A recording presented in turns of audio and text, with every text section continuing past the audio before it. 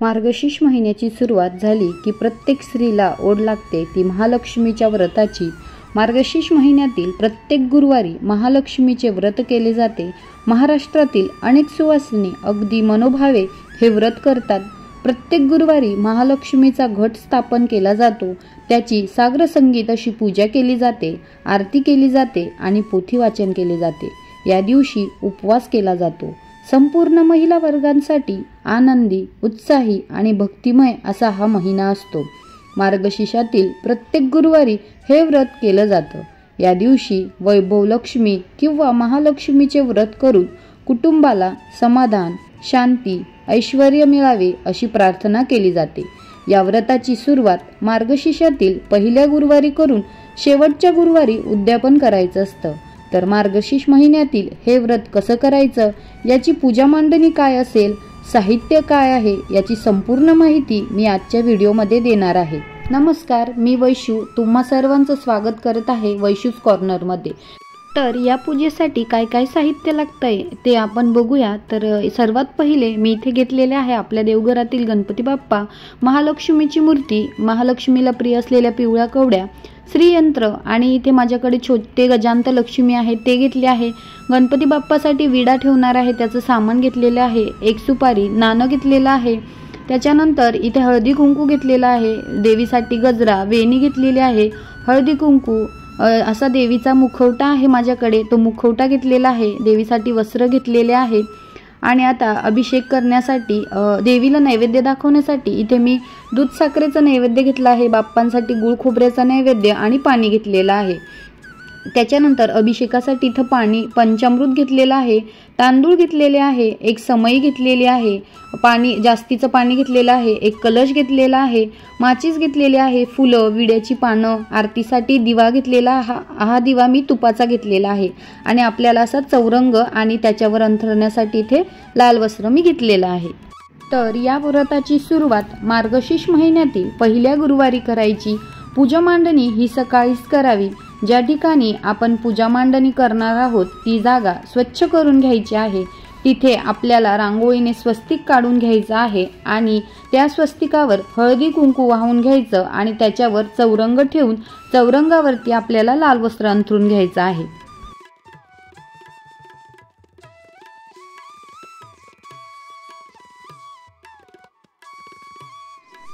तर बघा, कुठल्याही पूजेची सुरुवात करण्याच्या अगोदर आपल्याला दीप प्रज्वलित करायचा असतो। तर इथे मी समई ठेवणार आहे, तर समईखाली मी आसन दिलेलं आहे, त्याच्यावर थोडेसे तांदूळ ठेवले आहे, तांदळावर हळदी कुंकू वाहून आता मी त्याच्यावर समई ठेवून घेणार आहे आणि समईची ही पूजा करून घेणार आहे। तर समईलाही हळदी कुंकू, अक्षदा, एखादं फूल अर्पण करून घ्यायचं आहे।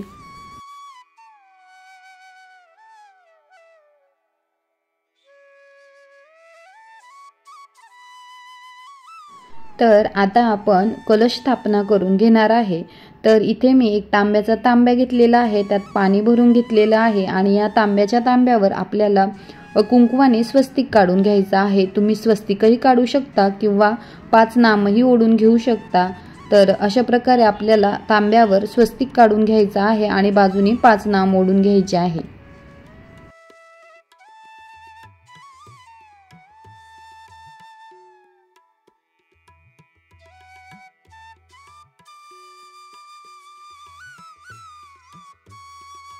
त्यानंतर कलशात आपल्याला 1 रुपयाचं नाणं, एक सुपारी, हळदी कुंकू, अक्षदा, एखादं फूल टाकून घ्यायचं आहे आणि कलशावर आपल्याला विड्याची पानं लावून घ्यायची आहेत। तर आता इथे मी विड्याची पानं घेतलेली आहे।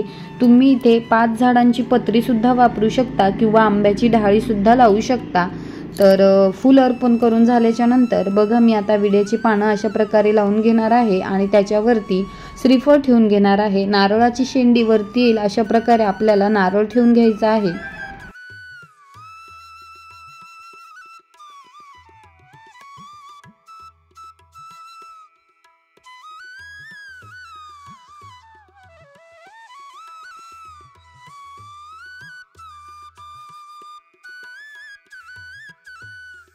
आता हा स्थापन केलेला कलश म्हणजेच देवीचं स्वरूप, आता या देवीला आपण दागिने, फुलांची वेणी घालून घेणार आहोत। देवीला सजवणार आहोत तर या दिवशी दिवसभर उपवास करायचा असतो आणि सायंकाळी देवीला नैवेद्य दाखवून रात्री भोजन करायचं असतं. कधी कधी आकस्मिक अडचण येते, अशा वेळी आपण उपवास करायचा आहे आणि कोणाकडूनही तुम्ही पूजा आरती करून घेऊ शकता. म्हणजे घरातील कोणी व्यक्ती असेल त्याकडनंही तुम्ही पूजा मांडणी आणि पोथी वाचन करून घेऊ शकता.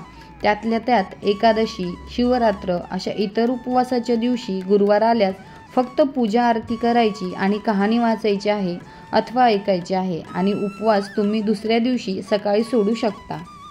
तर अशा प्रकारे मी कलशाला वस्त्र आणि मुखवटा घालून घेतलेला आहे. तुमच्याकडे जर मुखवटा नसेल तर तुम्ही नुसतं श्रीफळालाही सजवू शकता.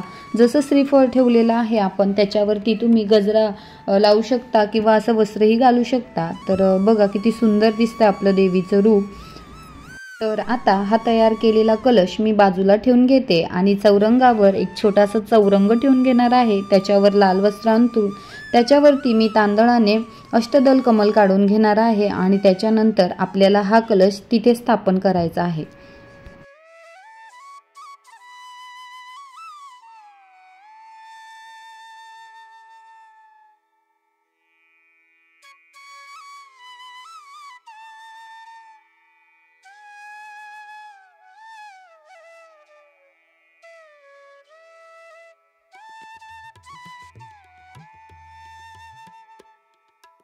त्याच्यानंतर आपल्याला गणपती बाप्पांचा अभिषेक करून घ्यायचा आहे. तर इथे मी अजून एक दिवा लावून घेतलेला आहे आणि सर्वप्रथम आपल्याला देवांची मांडणी करायची आहे. तर देवांची मांडणी करताना सर्वात आधी आपल्याला गणपती बाप्पांचा अभिषेक करायचा आहे. तर अभिषेक करताना सर्वप्रथम 5 पळ्या शुद्ध पाणी आणि त्याच्यानंतर 5 पळ्या आपल्याला पंचामृत टाकायचं आहे आणि अभिषेक घालताना आपल्याला ओम गण गणपते नमः हा मंत्र म्हणायचा आहे आणि अभिषेक झाल्याच्या नंतर आपल्याला गणपती बाप्पांची चौरंगावर स्थापना करून घ्यायची आहे.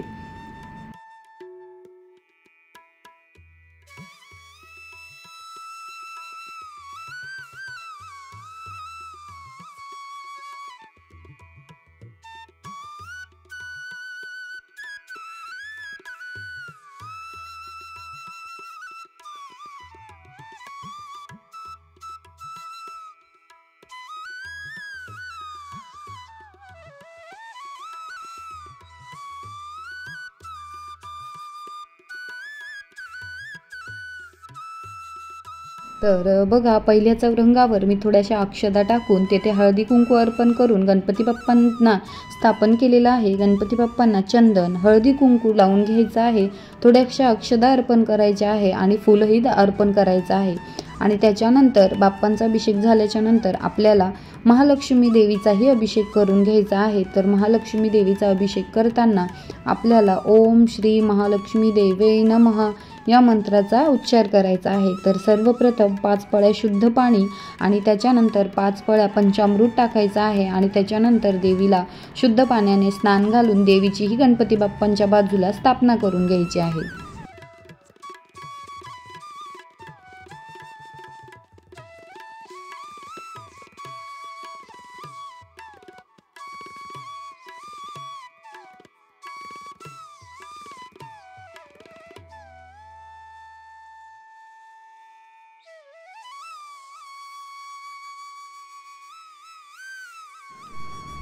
तर देवीलाही हळदी कुंकू अक्षदा अर्पण करून घ्यायचे आहे. एखादं लाल फुलही आपल्याला अर्पण करून घ्यायचं आहे.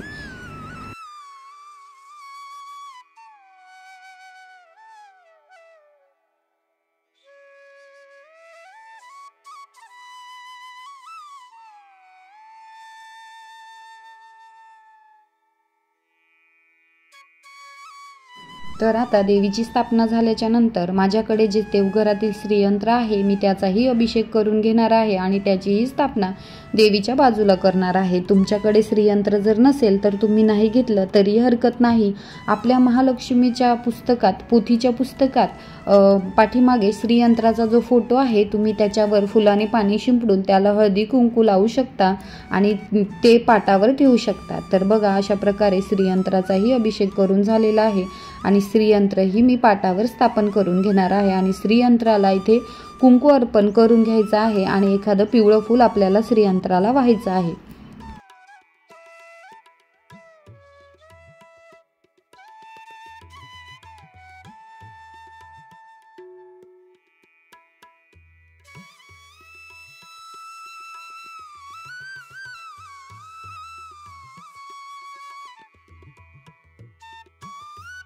श्रीयंत्राची स्थापना झाल्याच्या नंतर देवीला अतिशय प्रिय असणाऱ्या पिवळ्या कवड्यांचीही मी श्रीयंत्राच्या बाजूला स्थापना करून घेणार आहे। जर तुमच्या देवघरात कवड्या नसतील तर तुम्ही या दिवशी कवड्यांची स्थापना करू शकता। तर बघा, अशा प्रकारे मी कवड्याही ठेवून घेतली आहे आणि कवड्यांनाही हळदी कुंकू अक्षदा फूल अर्पण करून घेणार आहे।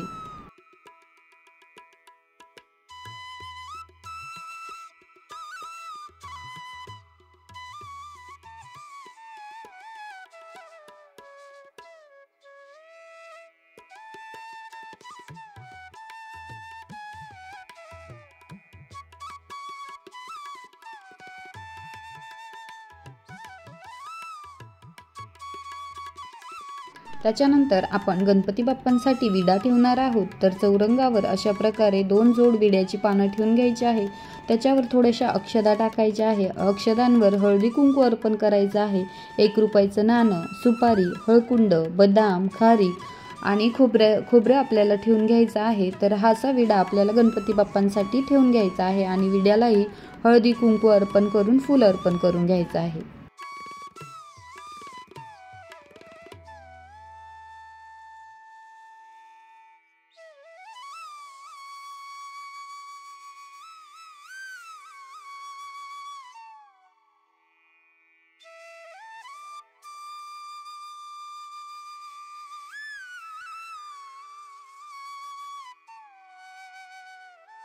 त्याच्यानंतर आपलं जे पोथीचं पुस्तक आहे त्या पुस्तकाचीही आपल्याला हळदी कुंकू लावून पूजा करायची आहे आणि हे पोथीचं पुस्तकही आपल्याला चौरंगावर ठेवून घ्यायचं आहे।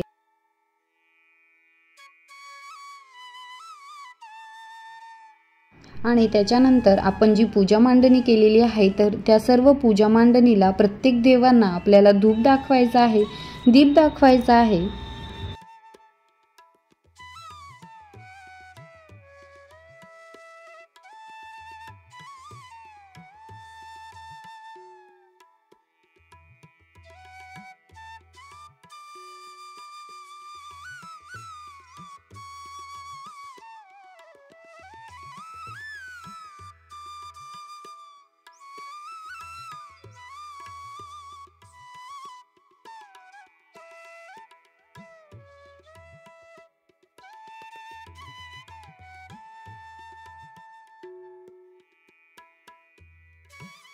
त्याच्यानंतर आपल्याला गणपती बाप्पांसाठी गुळ खोबऱ्याचा नैवेद्य दाखवायचा आहे।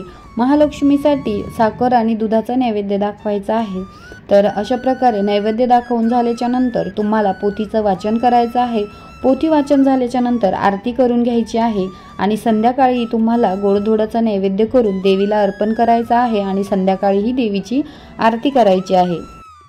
तर आता या पूजेची उत्तर पूजा कशी व कधी करायची, तर ही पूजा आपल्याला शुक्रवारी सकाळी उचलायची आहे। तर सर्वात आधी आपल्याला एक दिवा लावून घ्यायचा आहे आणि सर्व पूजेवर आपल्याला हळदी कुंकू अर्पण करायचं आहे आणि त्याच्यानंतर देवीला नमस्कार करून आपली पूजेत काही चूक झाली असेल तर त्याची क्षमा मागायची आहे आणि पूजा उचलायची आहे। तर पूजेत वापरलेले जे तांदूळ आहे किंवा नारळ आहे आपल्याला 4ही गुरुवार तोच वापरायचा आहे। विड्याचे जे साहित्य आहे तेही आपल्याला प्रत्येक गुरुवारी तेच वापरायचं आहे आणि कळशातील जे पाणी आहे त्यात एक फूल बुडवून आपल्याला घरभर ते शिंपडायचं आहे आणि उरलेलं पाणी आपल्याला झाडाला घालायचं आहे। तर अशा प्रकारे आपण उत्तर पूजा करायची आहे। तर कसा वाटला तुम्हाला माझा आजचा हा व्हिडिओ आवडला असेल तर व्हिडिओला लाईक शेअर करायला विसरू नका।